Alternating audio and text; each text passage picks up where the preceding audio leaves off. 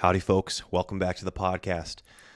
I know I can speak for myself, which I'm about to do, and this is what I'm going to say for myself. I am thoroughly excited to share with you today some of my favorite childhood movies, as well as some of the movies that we plan on showing to our children. As you know, we are screen-free in our normal life. However, maybe once every 2 months, we do a family movie night.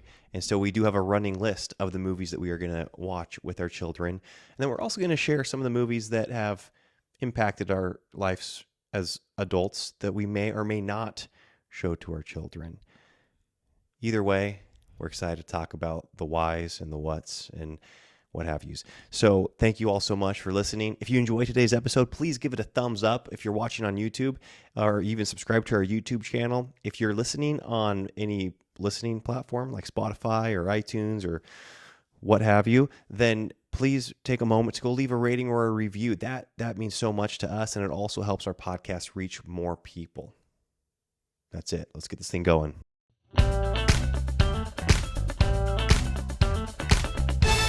The Now That We're a Family podcast. Okay, good morning, everybody. Depending on what time you are listening to this, you're going to be hearing our morning voices because, this is kind of crazy. Yesterday, we were going to do something different and record in the morning. And so, before the kids got up, it makes a lot of sense. So we got up at 4 a.m. so we wouldn't look sleepy. And then that whole episode was a dumpster fire. And so we scrapped it. And now we are coming in and got up super early this morning. And my body is revolting against me. It's I don't want to do this 2 days in a row. I'm happy to be here, but my face is not. Yeah, I do think this is the earliest we've ever recorded a podcast. I do think before we started doing video, we would do some morning podcasts here and there because it was just easier to get away with it. But introducing the video element into our podcast has made it more challenging for morning episodes. I mean, you look beautiful. You always look beautiful. But I will say this. You looked a little bit more awake yesterday morning when we were recording than you do now. Oh, my word. I feel like I can feel my face puffing out. Anyways, we're happy to be here. We're talking about movies. It's a cozy, comfy episode anyways. So it's nothing like waking up at dark 30, as my dad would say, to talk about movies. Yeah, which is kind of a fun thing to talk about. Obviously, people have, I don't know if this is obvious or not, but I'll say it. People have been asking us for some time now movie recommendations, and which is one of the scariest things to do. Recommending movies, the amount of either courage or audacity you have to have in order to recommend a movie to a Christian family is great. And so therefore we've refrained from recommending movies. Yeah. to anyone. It's true. Our brother-in-law, Adam, you know who you are. He is gutsy, and he consistently recommends movies despite what the flack is going to be at the end of the movie. That's a good point. And he does it for the whole family. He does.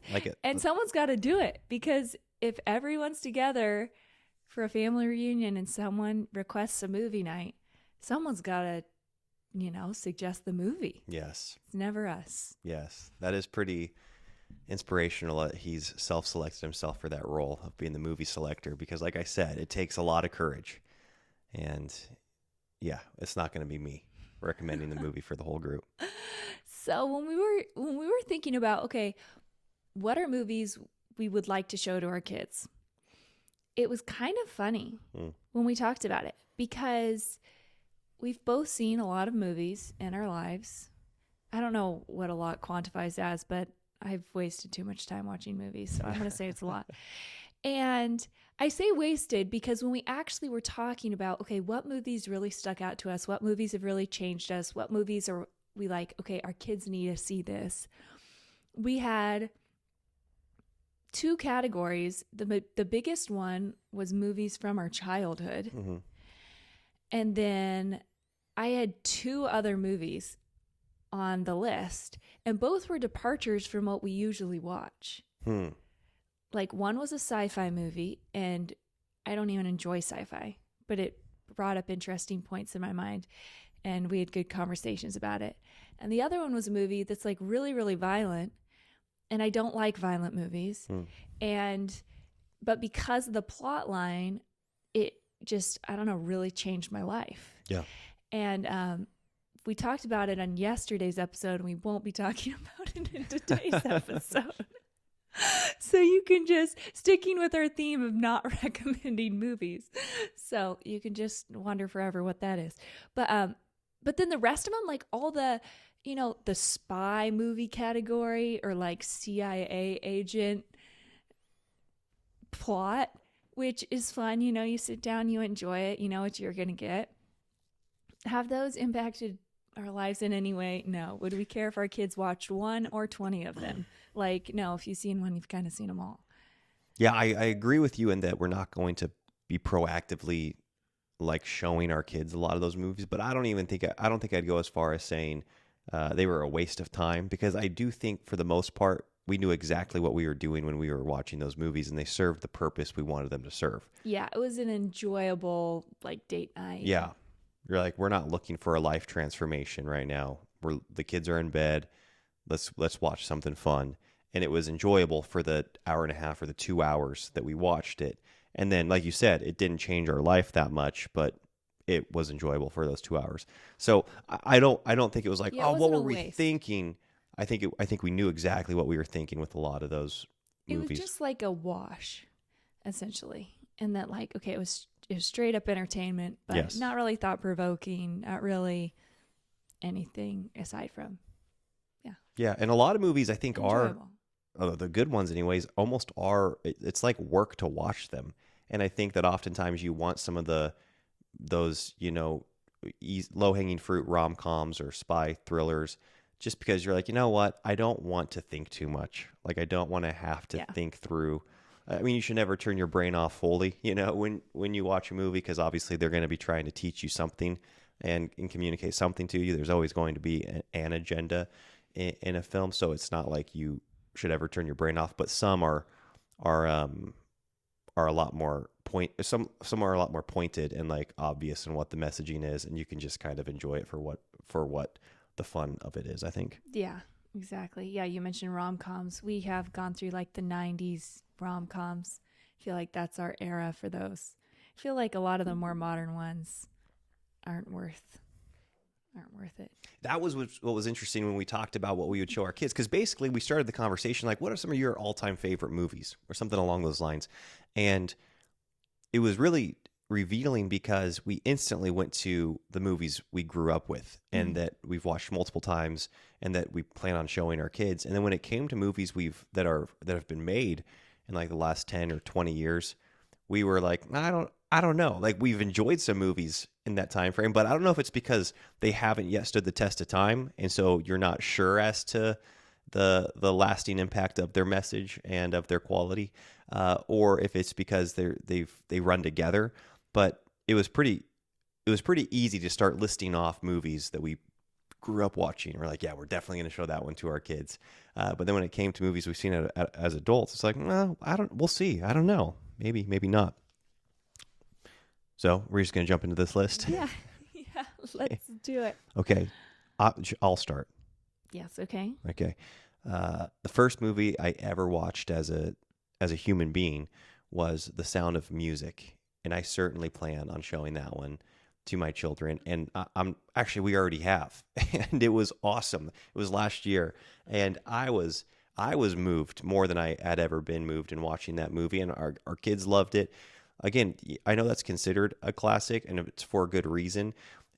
And I know there's some criticism because it's a departure from the true story, but if you just take it for being a movie, like this, like the way they tell the story in the movie, like, wow, this is really great. And I think this most recent time that I watched it, I think you and I were talking about this recently, you start to, there's so many things you don't notice as a kid, right? Like Captain Von Trapp, the way you view him as a kid is just like a grouchy dad, the furrow-browed dad that's no fun at all. And certainly that's kind of a part of his persona, is that he's the strict, kind of legalist. But when I watched it this time, especially by the end, my admiration for that guy was through the roof. And the way, and then something else that was really cool is like Maria is a firecracker, and she is her character, but I was blown away with how she was able to be a firecracker and be so respectful to the captain almost the entire time. Like, Yeah. I don't think she was like ever proactively undermining his authority. She would like do things that she thought were a good idea, and then when he'd shut it down, she'd be like, okay. And then she'd think of something else that she thought was a good idea. I don't recall her ever like proactively undermining the authority that he had over his home, which I thought was really cool. Yeah, I know. I think she kind of tiptoes around it. But I like how she speaks her mind. She lets him know what like she thinks when she's addressing him and upset. But yeah, she's always really supportive of the kids, admiring their dad, and sticks up for him. Yes.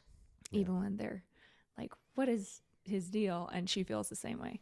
Yeah, it was thought-provoking too, because like I said, even though by the end I really admire the captain and I relate so much with Uncle Max. Is that his name, Uncle Max? You relate with Uncle Max? Well, because of some things that's an admission. Like, I could see myself saying things that he said in years past where, well, not the line where he's like, I love rich people. I love the way they live. I love the way I live when I'm with them. I mean, yeah, that line for sure. But I think it's when Captain Von Trapp gets the letter from the Nazi regime, just his orders to report somewhere for service. Mm-hmm. And up until this point, you could feel, and this is why it was interesting, you could so relate to that, like, wow, let's just kind of tiptoe around this, try to put our heads down and live our quiet life while there's this, annex of that's happening by this Nazi regime. And on one hand, you could be like, well, what were they? That's not admirable at all. And obviously, retrospectively, you're like, yeah, that's not admirable. Again, I think it's easy to believe too that they weren't really aware of the evils and the depths of the Nazi regime. Yeah, it's so easy to look back at history and be like, why didn't they do something sooner? Why weren't they more aggressive in confronting this evil? But then, I mean, someone could easily say that of us in no doubt 100 years or 50 years or 20 years. I mean, you really don't know who the next tyrant is going to be. And if they're coming in subtly, every government around the world has some form of corruption. I'm so grateful for America. But obviously that's present in our government as well. And, who would people say that of us in 20 years? Like, well, why didn't they stand up sooner before, it was too late? Yes. And that's what I was getting to. And I related with Uncle Max when I think he got it, when the captain got his letter. His Uncle Max, basically his advice was like, hey, like, this is what I took from it anyways. Like, we've got a good life here. Let's just kind of put our heads down. Let's go along with this so that we can keep our comfortable life here, which they had an awesome life. I mean, that house was sweet. Clearly he was successful on levels because they had an awesome life. And yet that was like the final, that was the nail in the coffin for the captain, where he's like, nope, I'm out. I'm not doing this. And he fled and he prioritized his family, which I respect. It's like, well, he should have stayed and fought, but I do think that was a cool move, protecting his family and getting out, obviously. And again, this was another thing. It's like, I don't think people, at that point, it's not like they were aware of Auschwitz or the various concentration camps. Wow. They knew the evil of it. They were just kind of like, man, this isn't totally aligned with our values, what's going on. So that's why I related with that whole scenario, because you're like, man, I could so see being that guy. And you have this evil government taking over, enforcing their values on you, hanging their flags. They're coming to your dinner parties. You're in the same social circles, and they're wanting you to come over and kind of champion their cause. And you're like, I don't think so, but they're still working on you, and you're just trying to quietly do your own thing. And then you get to a point where you're like, oh, wait a second, what have I've been blind this whole time. So that's why it was really convicting this most recent time watching it. That's awesome. Yeah, obviously that's a childhood favorite of mine too. Love all the singing in that. And we really like slow movies. Election, I still enjoy slow movies. And there's something that we really we don't want to, I guess, speed up the appetite of our children at a young age. We would love if, like us, like I watched my first PG-13 movie when I was 18 years old, and it was a huge deal, and it was the Bourne series, which was really special. My uncle got to show those to me, or I got to see them with him, and he's a movie buff. He knows about all kinds of things with movies, and he gets storylines and meanings and like the deeper meanings that just go like right over my head with film. And so it was really fun to see those with him, and he just made it such a special evening. But I say all that to say, I really feel like having that appetite to, high production movies or good acting or action or all of those things, you don't have to try to appreciate that stuff later on. And so we aren't in a rush to introduce our kids to maybe movies that have shaped culture or just really highly produced movies, because right now they're so content with, the girl singing the song in the Abbey that's 15 minutes long. Yeah. And all the dialogue that's not quippy or quotey, and, the explosion there's no blood. It's all fake, And I just think that there's something really sweet in that if we can slow down their appetites to, craving bigger and better. Yes. Because that just comes naturally with time. We kind of get desensitized to violence, to production, to so many different things. And there's only so many good movies out there. And so I'd rather them just continue to be able to be selective as they get older, instead of feeling like, oh, I have all these cravings for a really good movie, and so I'm going to watch this one, and there's all this stuff in it, but I want it for the entertainment value. Sure. Yeah, just in witnessing what humans, but you can see it in kids sometimes more obviously, but it goes for all humans. What we're naturally drawn to it's not always bad, but it's usually not the healthiest thing for us.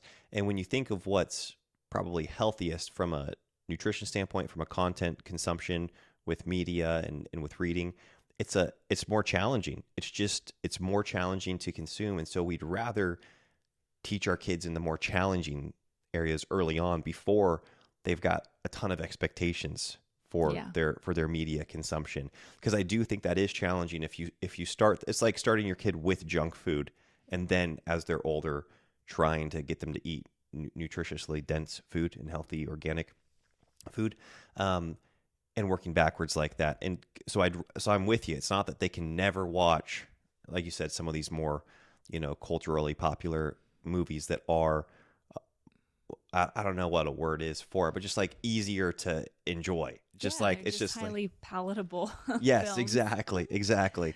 Whether it's because of the production quality or the storyline, and the things that you mentioned, just explosions and quippy lines and fast moving movies. Yeah, fast moving plots. Yeah.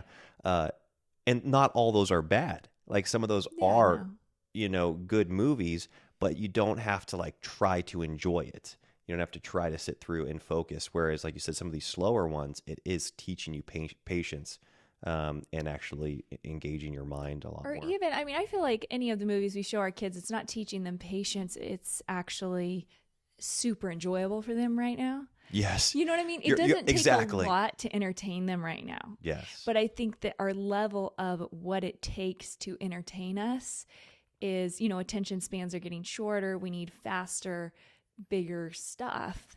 And so I just want to like slow down that. Yeah. Like I want them to be able to enjoy the slow things. Yes. And I do think because Elisha and I, that was both of our childhoods growing up, entertainment was few and far between in the online, or I guess not online, but just digital. Yeah, digital space.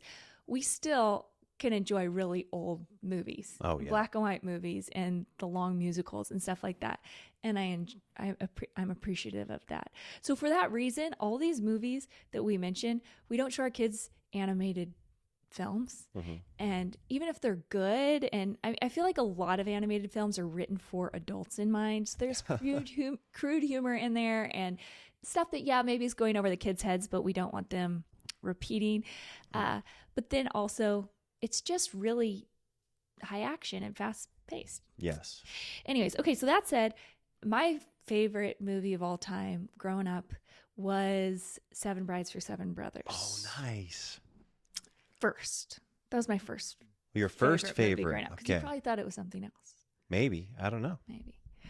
But there were 8 girls in my family, but 7 of us for a while until our baby sister Cordy was born. And so it was kind of fun. We didn't have the 7 brothers part, but we liked being the 7 brides. And I think that was just fun for us to think of. And it's just such a heartwarming, again, it's a musical, it's fun. You could say that it's so messed up because it really is everything in that movie. If you haven't seen it, it's not like the most popular movie out there, but I highly recommend you watch it. It's so much fun. You have everything from the husband, the oldest brother going in and basically gets a wife to help cook and clean and manage. I'm not going to wreck it for you, but a lot. Yeah, he goes to town to get a wife. He's fixing to get a wife. Yeah, Bless Her Beautiful Hide is the song, and it's just pretty funny. Definitely not politically correct.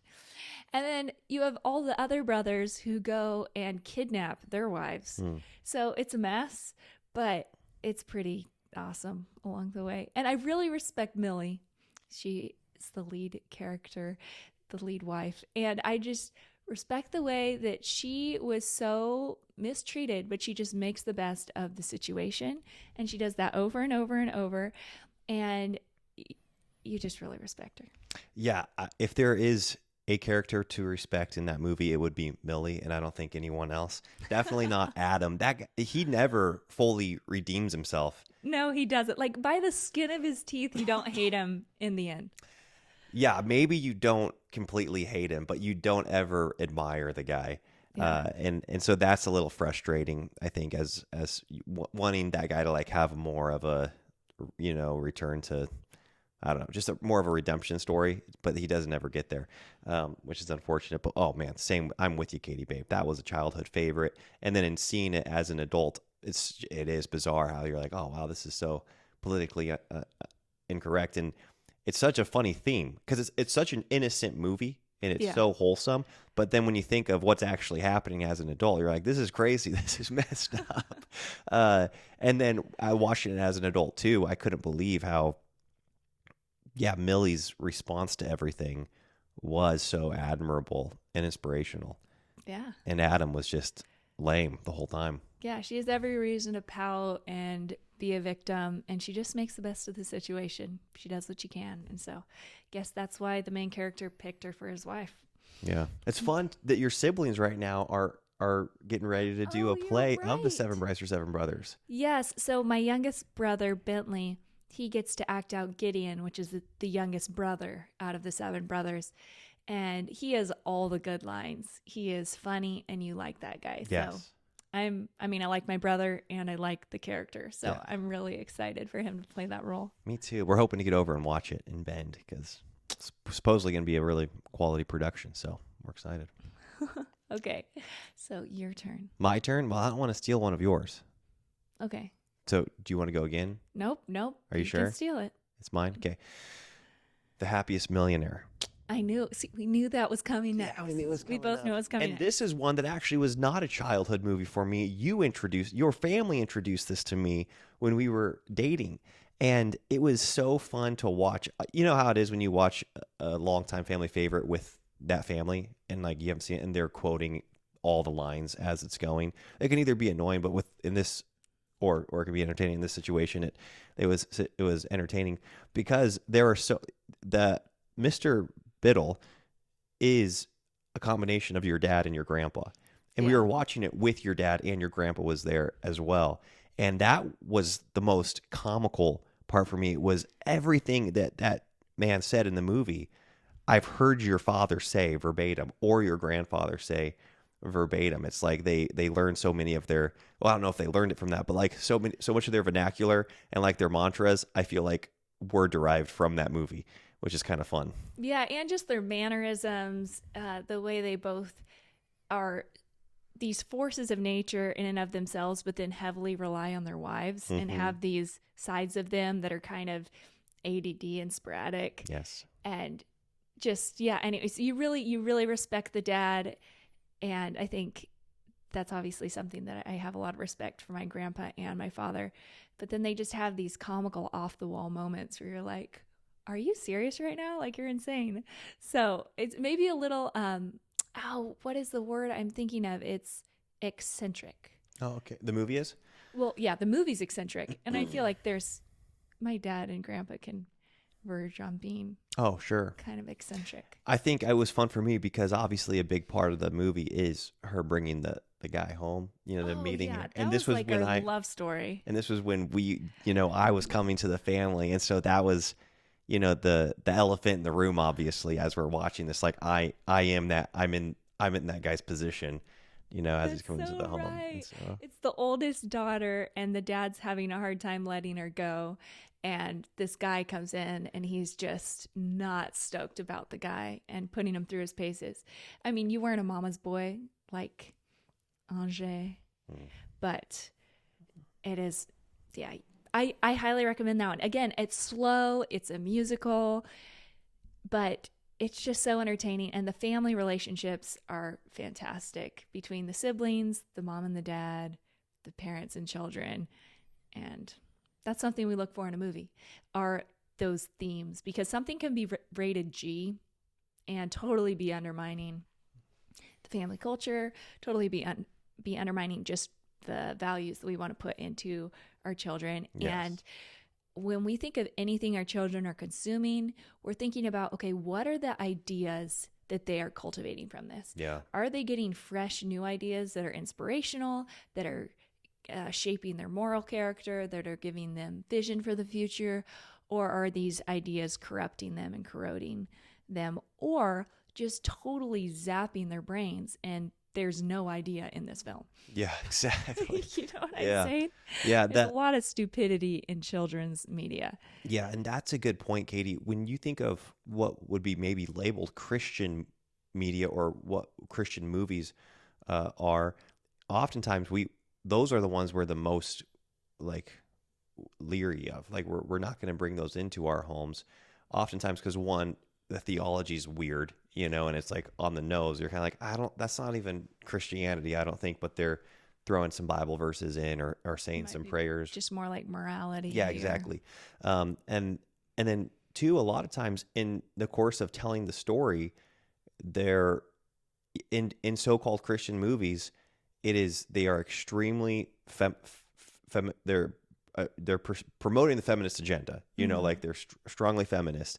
The kids are extremely disrespectful oftentimes, and they'll and then they take the authority away from the parents oftentimes too. They'll pass it off to the teachers or to their youth pastor or to the pastor and say, well, we can't handle that, and it encourages this kind of workaround it encourages the children to like do a workaround around their parents, and those are things that are just detrimental to a family. That's not going to go well for a family if your kids, even in watching what's labeled a Christian movie where there's no swearing and there's no cleavage and there's no violence, but the messaging is counterproductive to the home. I'm more scared of those movies than movies that would be considered not Christian. Maybe there's a couple bad words that we have to bleep out, but the narrative is affirming to the values that we care about. It's affirming to our home, and to the various things we're pursuing with our family. Yeah. So if I was gonna go, since I'm gonna go, Yeah. okay. So I'm actually curious. Are these Disney? I think these are Disney, but there's a whole lump of movies that I really like. Okay. And they're all Haley Mills films. Nice.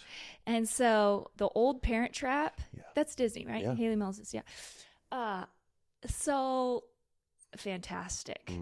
Okay, so we go and we share all that, and then I share a movie where there's a divorced couple and the girls are working around their parents to manipulate them. So Okay. Probably wasn't the best timing to mention that movie. But Hey, but that one does put a high price on. That one does value marriage. it which is does. cool. It does value marriage, and obviously what the girls are working for is an ideal goal. So it's probably even more detrimental because if you can justify your motive, then it's worth going behind your parents' back. But that movie is so fun to watch. The kids love watching it. We love watching it. Elisha told me I remind him of the crazy wife.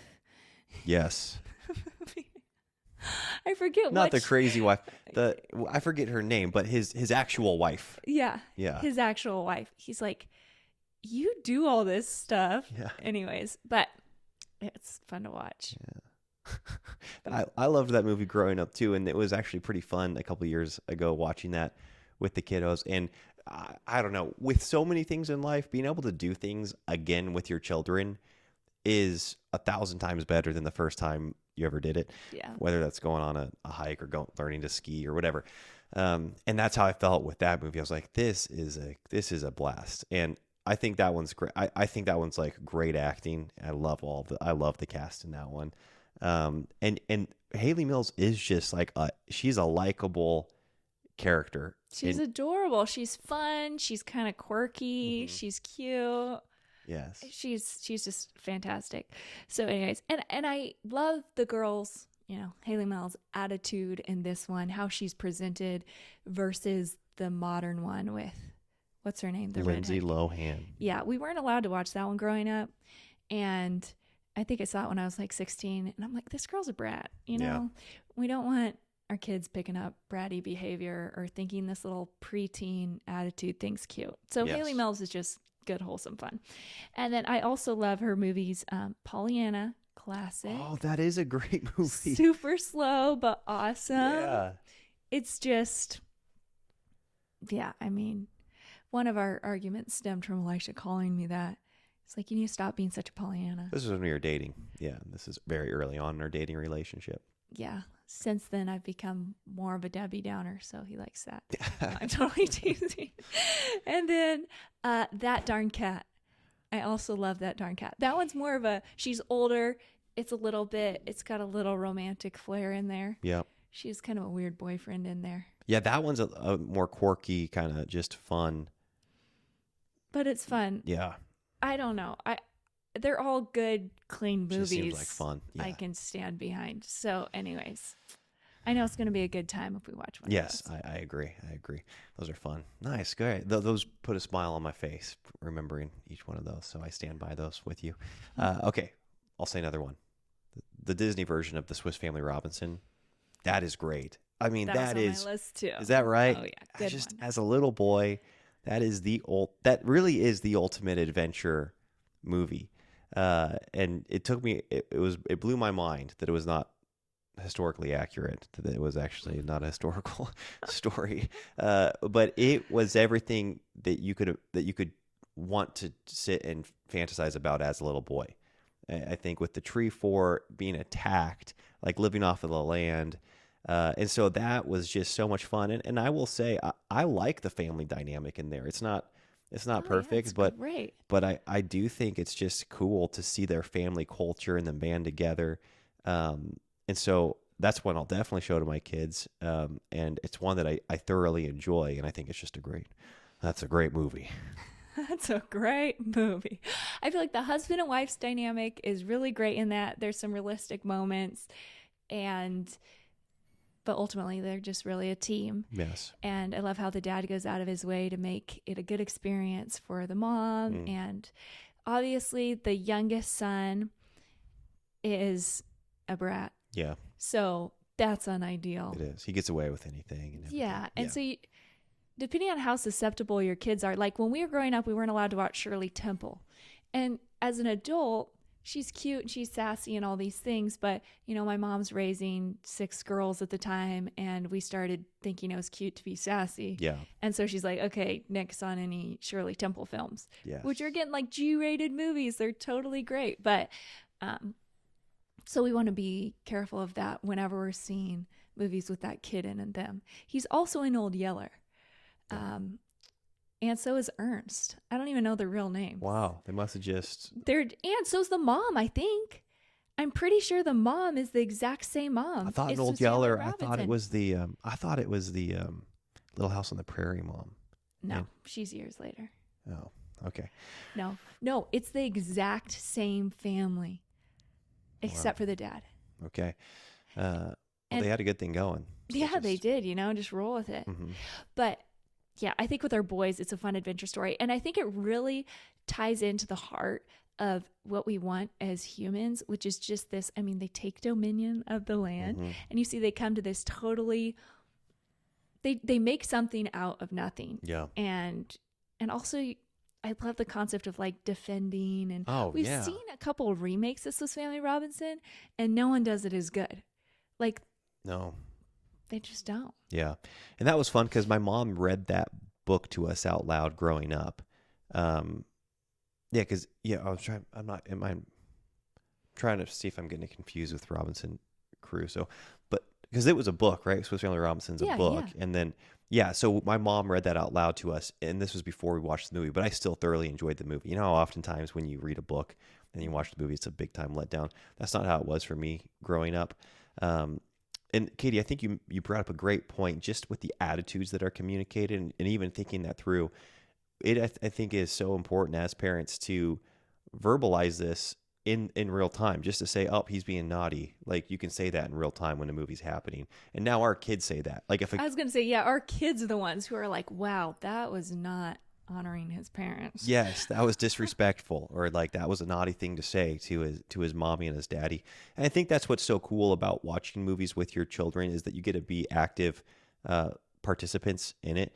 And that's something that I think your uncle, Wade, is big on, and it's something that is formed our thinking in movies. And actually, not just that, also the podcast that I've mentioned a couple times on here with N.D. Wilson Stories, Our Soul Food, is being an active being an active participant in whatever book you're reading or whatever movie you're watching with the story.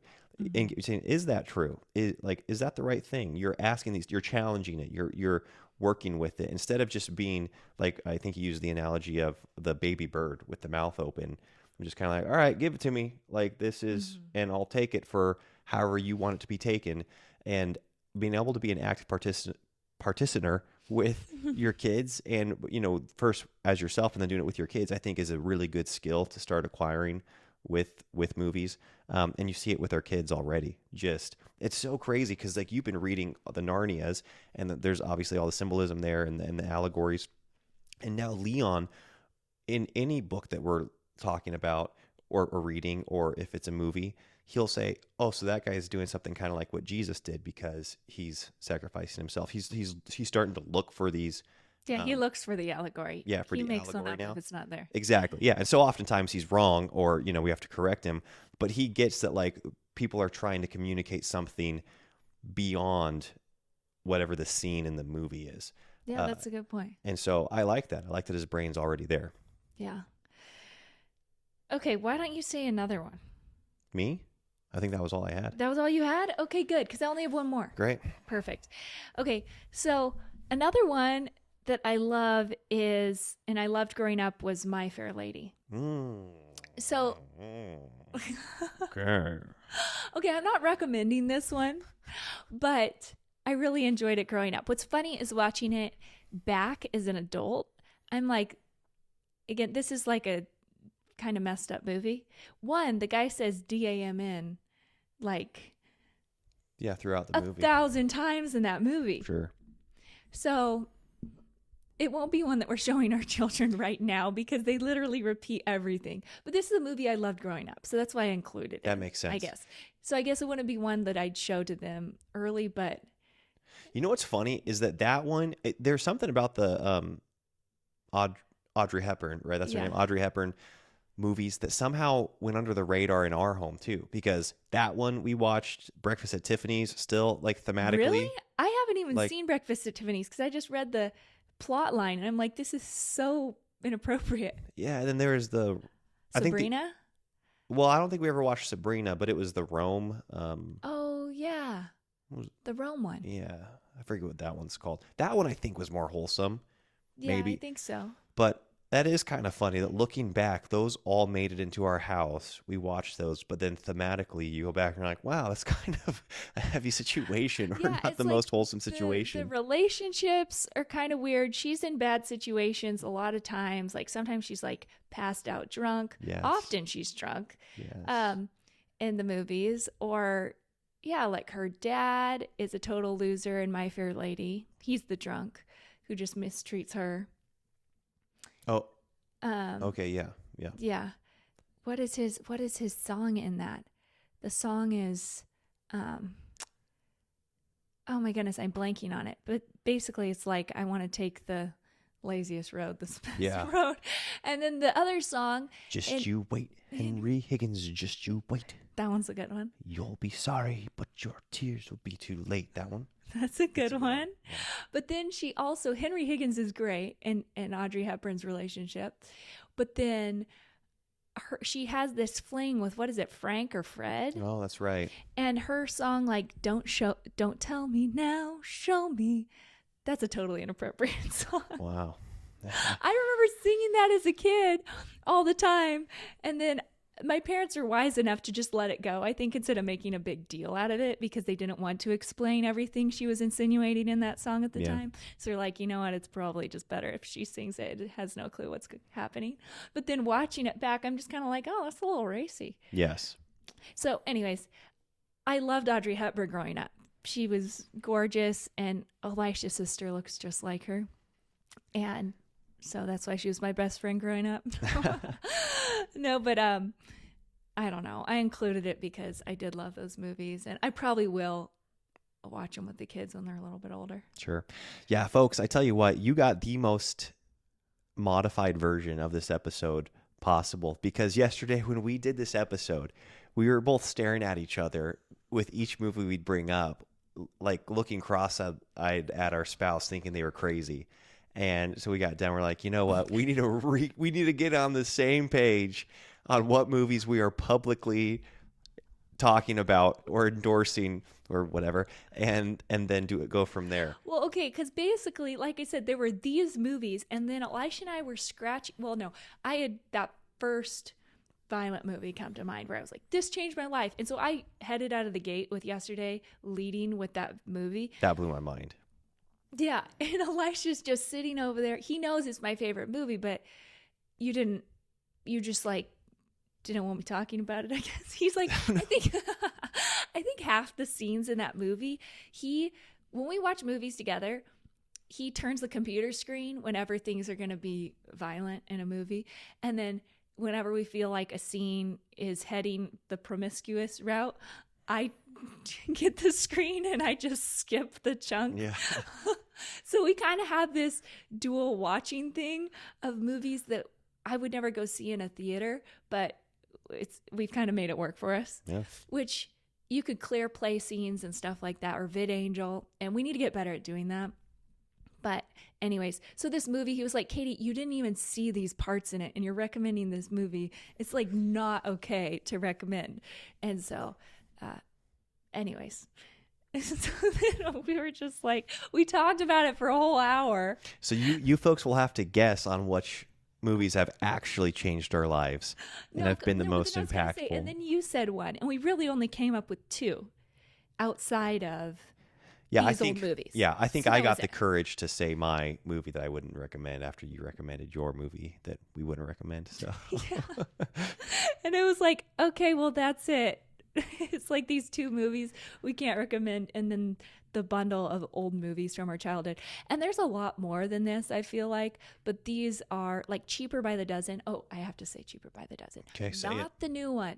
That one's trash. I watched that when I was in my 20s, and yeah, it's comedy, but comedy is, I don't like humor comedy. The dad's humor comedy. I don't like comedy humor. Like, I'm not a comedy watcher. So if you are, you probably love it. But I think the dad's a total loser, nothing to be admired there, in my opinion. And then the kids are disrespectful to the dad. Yeah. There's all this teen humor, which is basically just enforcing the idea that teens are skanky and lame. Yeah. And, not things we want to promote. Right. I think you found that one funny. No, I don't think so. Whoa, easy now. Sorry, I'm not trying.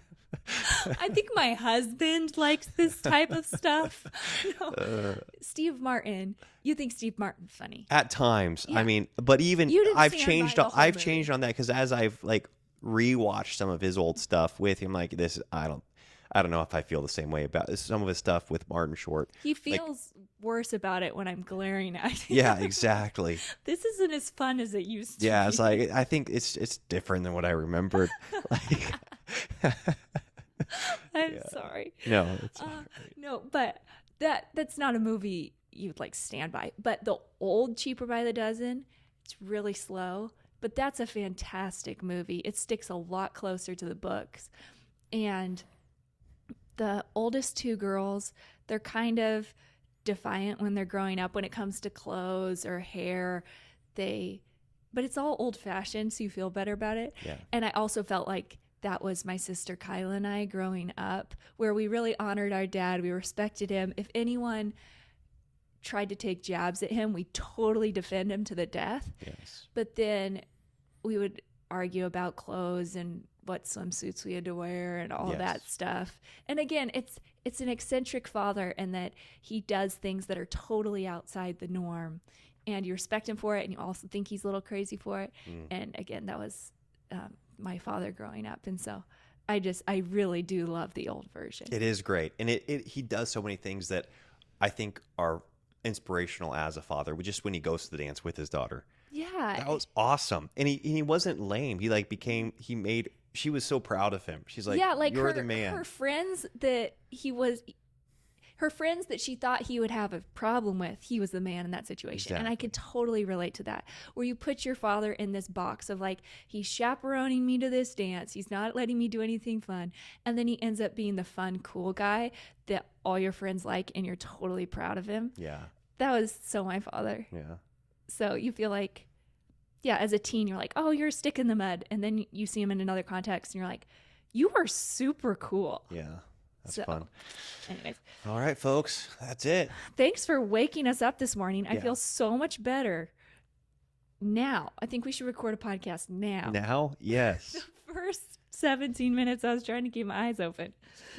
If you guys enjoyed this video, give us a thumbs up. Don't forget to subscribe on YouTube. And we'll see you guys soon. Bye-bye.